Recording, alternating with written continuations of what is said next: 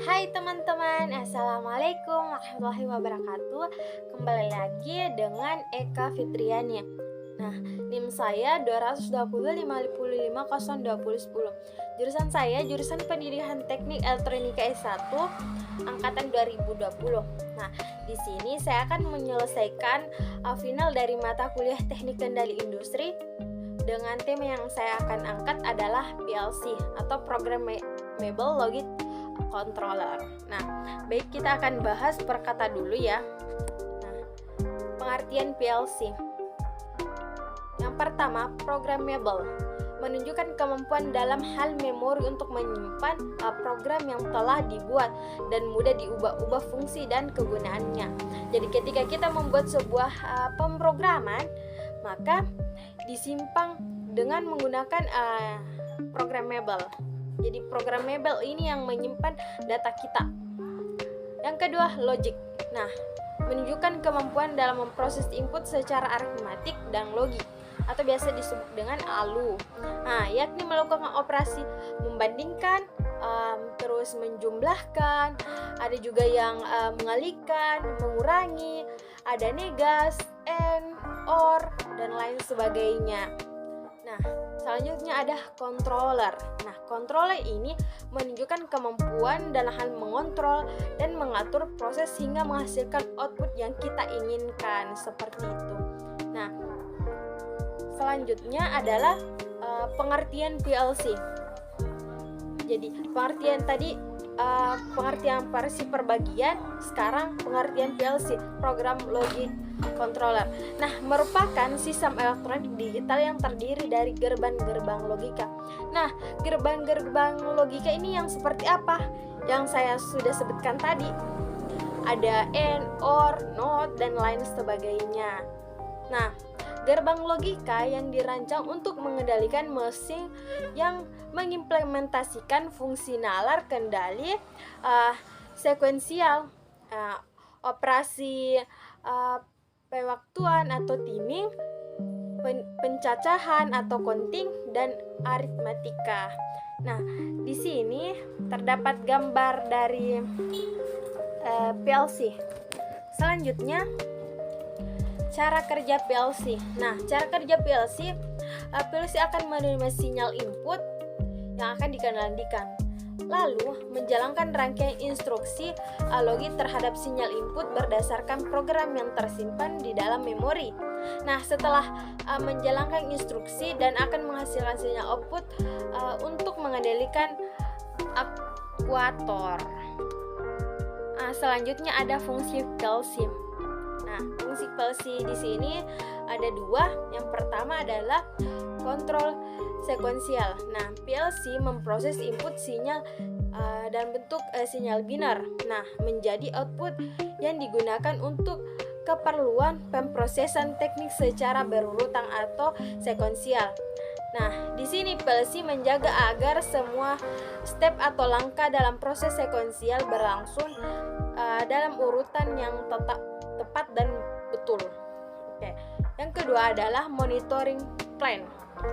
Nah, PLC secara terus-menerus memonitoring suatu sistem, misalkan temperatur, tekanan, tingkat ketinggian, dan mengambil tindakan yang diperlukan sehubungan dengan proses yang dikontrol, misalkan nilai sudah melebihi batas dan menampilkan pesan-pesan tersebut ke operator. Nah, monitoring ini seperti di ruangan CCR, kita memonitoring sebuah misalkan jumlah batu bara pada koliar di PLTU Jeneponto. Itu sebagai contoh monitoring plan. Nah, selanjutnya ada prinsip kerja PLC. Nah, di gambar ini terdapat prinsip PLC di mana ada input, bisa diperbesar ya teman-teman. Oke. Di mana di sini ada inputnya, kemudian ada power supply, ada program, ada data, ada. Jadi program dan data itu diprogram melalui komputer. Nah, komputer juga menggunakan CPU dan power supply untuk arus listriknya gitu. Terus ada outputnya, otomatis ketika ada input pasti ada outputnya, begitu teman-teman, dapat dilihat di gambar. Oke, kita next ya. Nah, di sini pengendali jenis relay yang diberikan penguatan kuat. Terdapat dilihat di gambar. Di sini ya teman-teman, di gambar ada PB atau push button. Nah, L1 itu adalah lampu dan X1 adalah kontak relay. Nah, ketika sistem memerlukan perubahan, pengawatan relay harus diubah dan dimodifikasi yang memerlukan waktu. Pada kasus ekstrim, misalkan pada industri mobil, panel kontrol lengkap harus diganti sebab secara ekonomis tidak mungkin melakukan pengawatan kembali panel lama setiap ada pertukaran model. Jadi pasti akan rumit kalau selalu melakukan kontrol lengkap begitu. Nah, pengontrolan yang dapat diprogram dibatasi banyak pengawatan tangan berkaitan dengan rangkaian kontrol relay sekuensial. Selanjutnya ada diagram blok PLC. Nah, dapat dilihat diagram blok PLC-nya seperti ini. Sesuai yang tadi saya jelaskan ya teman-teman di cara kerja. Nah, di sini ada inputnya seperti ada push button, limit switch, kemudian ada ada power supply-nya juga, ada CPU-nya, ada user memory, ada data memory, ada serial port, ada pemrograman device. Nah, ada outputnya itu seperti lampu dan dan kontaktor. Oke. Selanjutnya di sini ada sistem input dan output. Dapat dilihat di sini sistem output dan inputnya. Oke. Selanjutnya, nah, implementasi PLC di industri. Oke, di dalam otomasi industri, PLC melakukan berbagai macam produksi manufaktur. Nah, memantau peralatan mesin, membangun sistem dan fungsi kontrol proses. Nah, contohnya sistem transportasi seperti eskalator dan lift. Nah, itu dikontrol oleh PLC. Nah, sistem pengepakan dan pelabelan makanan. Jadi ketika misalkan membuat sebuah makanan kemudian ingin dilabel atau dicap sebuah kemasannya atau pokoknya intinya setiap kemasan di dalam sebuah makanan, minuman untuk cacapan itu menggunakan PLC. Nah, serta juga minuman, ada juga di minuman, buku. Jadi prosesnya itu akan saya jelaskan selanjutnya. Nah, di sini implementasi PLC di industri. Nah, implementasi PLC di industri saya ambil pada prinsip kerja pada PT Busoa Energi Jeneponto. Nah, dapat dilihat angkanya seperti ini. Jadi di PLTU Busoa Jeneponto itu menggunakan sistem PLC juga. Jadi bukan cuma makanan, minuman, kemudian buku, tapi banyak industri-industri yang menggunakan sistem PLC untuk mempermudah pekerjaannya. Oke. Nah, di sini dapat kita lihat gambarnya. Nah, ini adalah gambar CCR dari PLTU Busoa Jeneponto. Dapat dilihat di sini. Nah, di sini adalah tempat pengambilan batu bara. Di sini. Oke.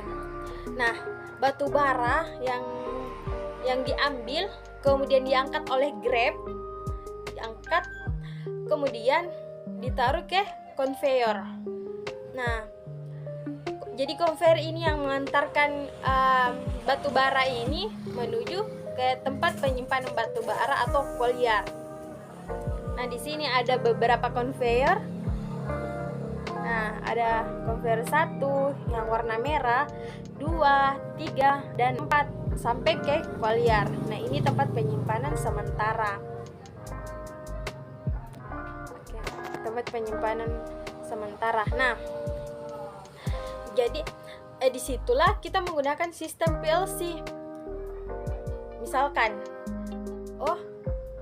di konveyor ini terlalu banyak, jadi dia juga mengatur berapa beratnya, berapa kecepatannya, itu diatur oleh PLC. Nah, kemudian turun ke sini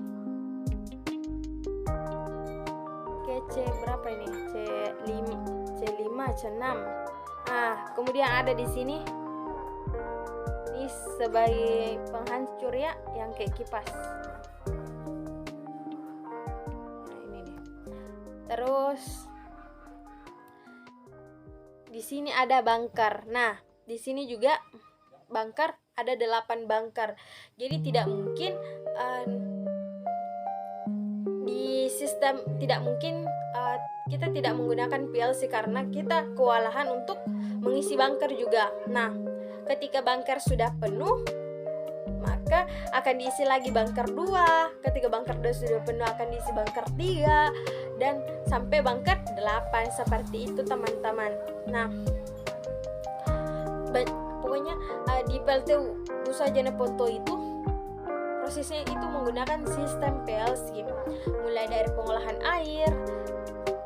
Saya sedikit jelaskan prinsip kerja yang ada di PT Busowa Energi Jeneponto sehingga menjadi listrik, karena kita kan menggunakan sistem PLC. Nah, ini kan bahan bakar dari PT PLTU Jeneponto untuk menghasilkan listrik. Itu bahan bakarnya kan batu bara dengan solar. Nah, kemudian kita menggunakan juga yang namanya air.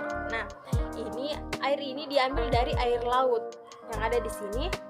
Bisa lihat air laut. Kemudian air laut itu diolah sehingga menjadi air tawar atau disebut dengan air demin yang bebas dari kalori. Nah, kemudian air demin ini dimasukkan ke boiler. Nah, boiler ini tempat penyimpanan air, teman-teman. Nah, di boiler ini ada namanya memanaskan air. Nah, dipanaskan kondensator. Nah, asap batu bara itu dimasukkan ke dalam pipa-pipa. Nah, sehingga air ini akan panas dan akan menghasilkan uap. Nah, uap ini kemudian dikirim ke turbin dan generator dan akan diputar sehingga menghasilkan arus listrik. Nah, itu menggunakan sistem PLC. Ketika mereka tidak menggunakan sistem PLC, maka pekerja dan PT Busowa Energi akan kewalahan. Nah, itulah gunanya PLC dan mempermudahkan lagi untuk pekerja. Dia tidak harus setiap jam atau setiap setiap 2 jam sekali melihat di lokasi, tapi dia bisa mengontrol menggunakan CCR. Begitu, teman-teman. Jadi ini CCR-nya mungkin teman-teman beranggapan, loh, kok ini tampilannya seperti ini, karena ini saya ambil langsung ya, teman-teman, dari komputernya, karena kebetulan kemarin saya praktek industri di PLTU Jeneponto, jadi adalah sedikit saya tahu mengenai sistem dari PLTU Jeneponto yang menggunakan sistem PLC seperti itu teman-teman. Jadi PLC juga bukan cuma di sini ya teman-teman CCR, tapi juga bisa menggunakan tombol. Nah, ada yang tombol push button, ada biasa itu teman-teman di dalam ruangan ada tombol merah, terus hijau, kuning. Nah, itu menggunakan PLC, menggunakan sistem PLC teman-teman. Jadi itulah salah satu contoh implementasi di industri. Nah, kemudian salah satunya juga adalah